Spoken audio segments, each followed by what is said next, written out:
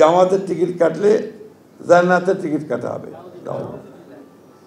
কোথায় আছে আমাকে বলুক, তারা দেখিয়ে দিক। ইসলামিক ফাউন্ডেশনের আলোচনা সভায় আলেম ওলামাদের কাছে এই প্রশ্ন বিএনপি মহাসচিব মির্জা ফখরুল ইসলাম আলমগীরের। এ সময় শেখ হাসিনার সরকার পতনের দীর্ঘ আন্দোলনে জামায়াতের ভূমিকার কথাও জানতে চান তিনি। তারা কিন্তু আপনার রাজনৈতিক অঙ্গনে দাঁড়াতে পারছিল না। আমাদের প্রেসিডেন্ট জিয়া রহমান সাহেব তাদেরকে সুযোগ করে দেন রাজনৈতিক অঙ্গনে আসার। আইডিয়ার নামে প্রথম এসেছিল, মনে আছে আমাদের, ইসলামিক ডেমোক্রেটিক লীগ। তারপরে তারা কাজ করেছেন, আমাদের সঙ্গেও কাজ করেছেন, আমরাও তাদেরকে নিয়ে কাজ করেছি। কিন্তু দুর্ভাগ্যক্রমে গত 10 বছর কিন্তু আমরা তাদের এই ফ্যাসিস্ট হাসিনাকে পরাজিত করবার জন্য ভিজিবল দৃশ্যমান কোনো কাজ দেখিনি। পিআর পদ্ধতি ও গণভোট প্রসঙ্গে বিএনপি মহাসচিবের দাবি, এসব বিষয় সাধারণের কাছে এখনো বোধগম্য নয়। বাংলাদেশের মানুষ বোঝে ওয়ান ম্যান ওয়ান ভোট, একজন ব্যক্তি দাঁড়াবে, তার মার্কা থাকবে, থেকে মার্কে আমি ভোট দেবো, তাই তো? এটাই আমরা সব সময় সেই আদিকাল থেকে দেখে আসছি।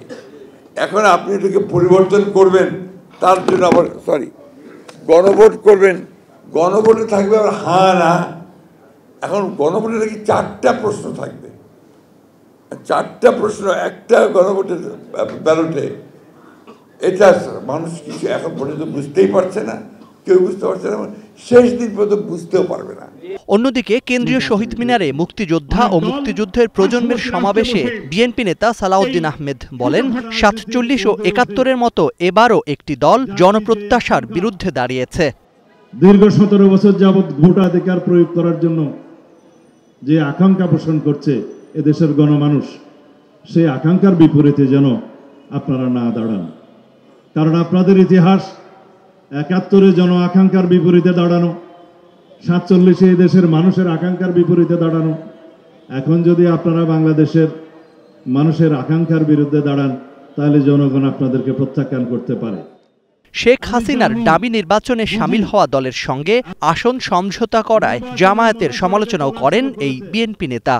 কয়েকটি রাজনৈতিক দল জোট করেছে, তাদের মধ্যে একটি দল আছে যারা 2024-এর 7 জানুয়ারির আমিডামি নির্বাচনে অংশগ্রহণ করেছিল। আপনারা নাম খুঁজে নেবেন, 8 দলের মধ্যে একটি আছে। তাদের সাথে যারা গণতান্ত্রিক আন্দোলনে শরিক হয়েছে, তাদের কিভাবে জোট হয় আমার কাছে এটা বুঝে আসে না। Zakaria Ahmed, star news, Dhaka.